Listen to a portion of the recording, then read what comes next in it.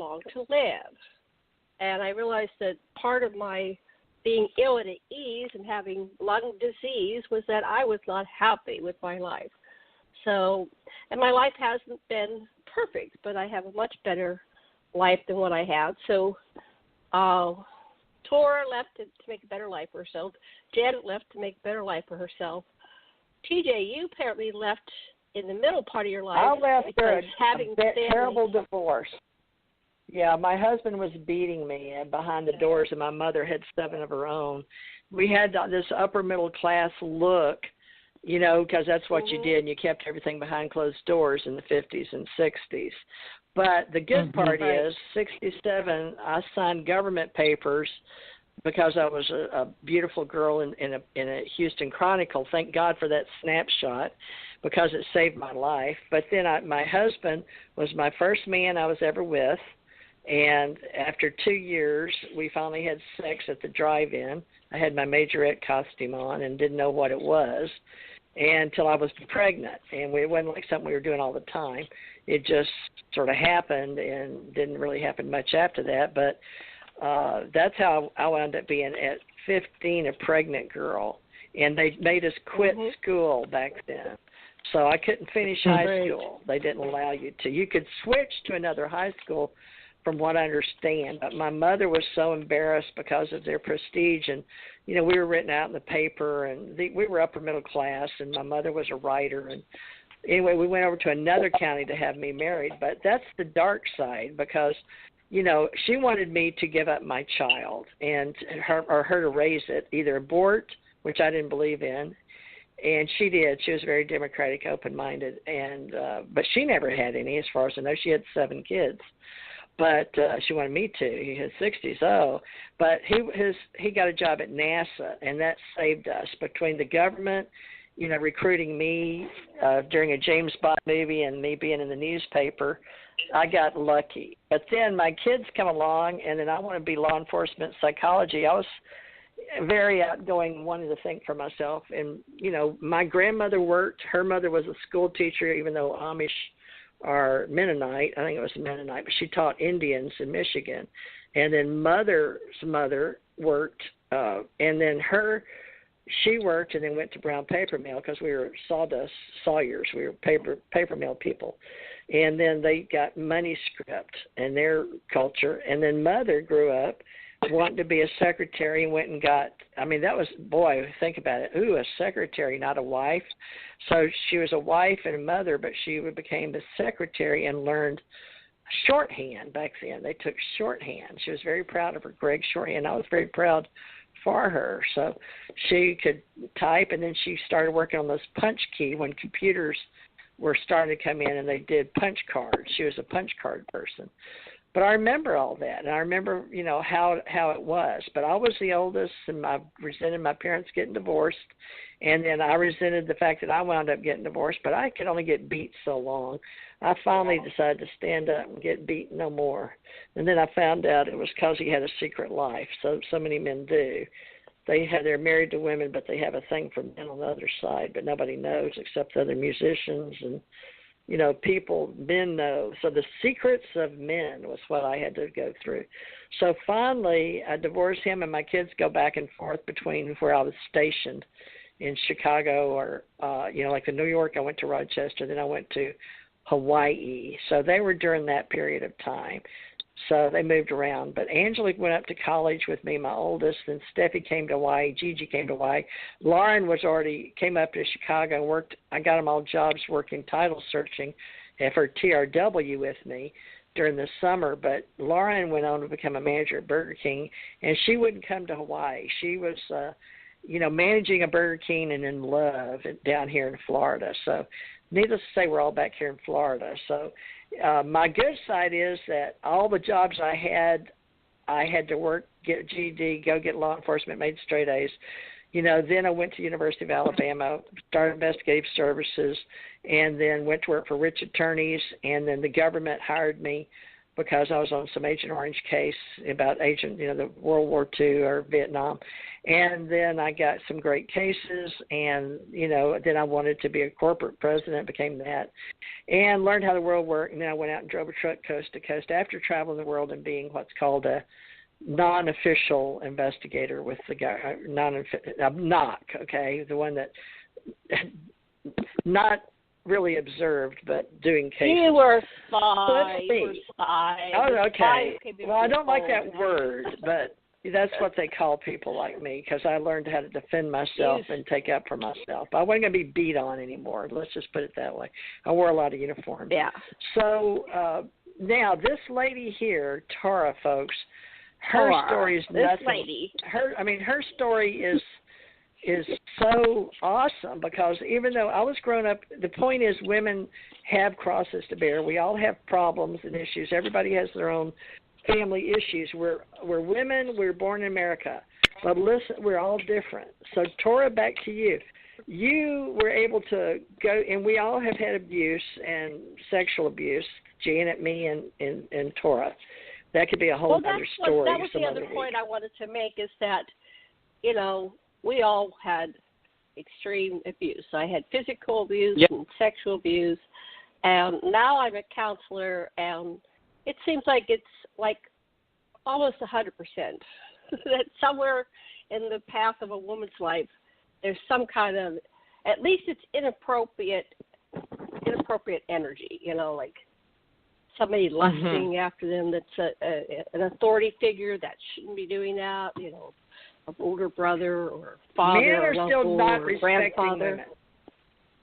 They don't respect and so women's we really want boundaries. That to change. So I'm going to pass it back to you, TJ. But if you want me, I'm on mute, and just ask me a question. Give me a second to get off mute, and I will talk away. Okay, back to you. Okay, I want to see if the girl that I've met recently, she's like me, 3 months younger than me, but she and I talked today. We both have children that have ADHD, and she's been meeting a whole lot of spiritual women that are strong, and yet we have children with emotional issues. I had to tell my 19-year-old, I had to tell him no more. I can't do this anymore, and he's 19, and she has a 19-year-old son. So I was trying to see if she was here without cutting the show off, but I can't seem to get into my show right now. I wanted to see, why is this happening? This show, I don't understand. I don't want to cut it off, and I can't see her. So if you're listening, forgive me. I'm going to try to get over to my board. But Torah, what you're doing, I believe you're telling your story, and people need to read your book. So let's mention it, and I'm going to try to get in the studio. So let's, at this time, mention your book, and you're helping people. No, I don't see her. I just got back into the studio. So let's just go forward with Torah's story. All these women have issues. We're all starting to talk now, because some of the women came out, and they still are coming out, because men have used and abused us. And it's like the women's suffrage movement back when women got the vote. What's going on, Torah? Are we just saying enough is enough now around the world? What's going on that you know about with women? I feel that that's what it is. Women are finally standing up collectively and saying enough is enough. And I did not think that I would see that in my lifetime. But this has been my mission for my whole life, was to say this is not right. As a child, I fought the bullies on the playground. I was a little girl who was overweight and couldn't run fast, and didn't have any tactical skills, but I would fight these male bullies because that wasn't right, how they treated the other kids, and the teachers, the adults, never did anything. So I realized as I got older that, women, I as a girl, just simply for having been born as a female, I was inferior. I was less than. And I just did not feel that that was right.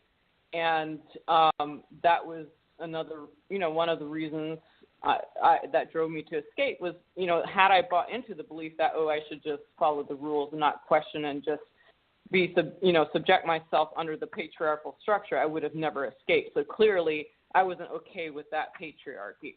And what I saw when I came into mainstream America, it was the same system. So I changed, I wear different clothes. I have one of the best educations you can get in the U.S. and the world, and I have unlimited opportunities, pretty much, especially compared to had I stayed inside the Amish. But the world still runs under the patriarchy. And with the Me Too movement, this is now what I see as the beginning of the disruption of the patriarchal structure. At first, when I saw the women from Hollywood coming out and speaking against Harvey Weinstein, for example, and other big names, I thought it would just die out and nothing would change. But it kept coming out and kept coming out.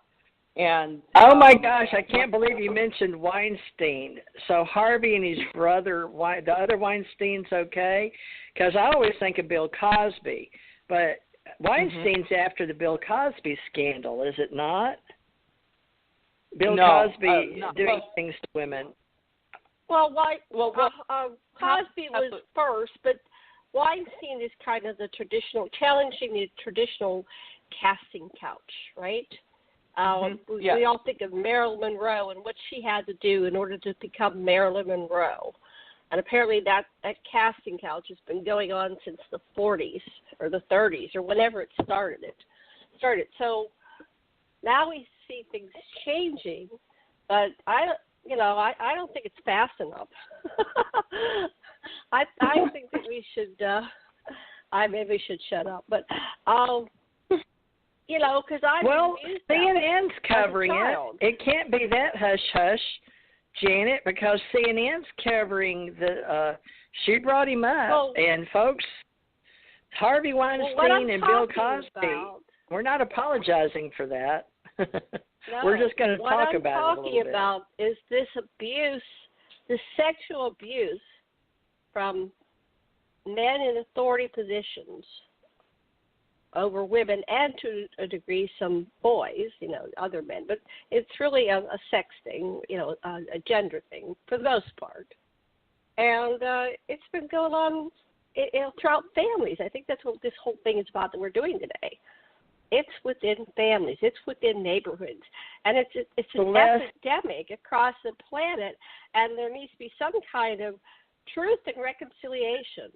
Okay, now we're going to all come out of the closet. And the Me Too is not just people in Hollywood casting, that's Cosby, Weinstein, that's Hollywood. And the pain is so deep within our culture, and apparently across cultures. And this abuse of women through these religious, I call them all cults, because they're all cults, because they're just, they're supporting abuse of, the male dominating over the woman, and they're requiring that she wears some kind of dress. And I think the whole dress code thing is abusive. You don't allow sexuality, freedom of expression. And I think Oprah Winfrey got in on that. Well, no. What happened? Oprah Winfrey, she got in on that Harvey Weinstein, saying she can recall the bullying phone calls with him. And CNN is covering this Harvey Weinstein Cosby story. Oprah Winfrey recalls Harvey Weinstein's bullying phone calls. Now, that was up March 8th, but her past interactions with disgraced producer Harvey Weinstein is a wide-ranging interview with Gwyneth Paltrow. So what that meant to Winfrey, she recalled, was Weinstein pressured her to have certain guests on her long-running talk show. So Winfrey reiterated that she had no knowledge of Weinstein's alleged sexual misconduct prior to reports by the New York Times and the New Yorker. When was I friendly with Harvey? Yes. I was friendly with Harvey. Was I in association with Harvey for the Butler movie? Yes. But, of course, I didn't know any of this was going on. The Weinstein Company distributed Lee Daniels' 2013 The Butler, in which Winfrey had a role. But more than 60 women have accused Weinstein of sexual harassment or assault. Through spokesperson, Weinstein has repeatedly denied any allegations of consensual. Okay, now this is going to be news. I did not have sex with that woman, non-consensual sex. So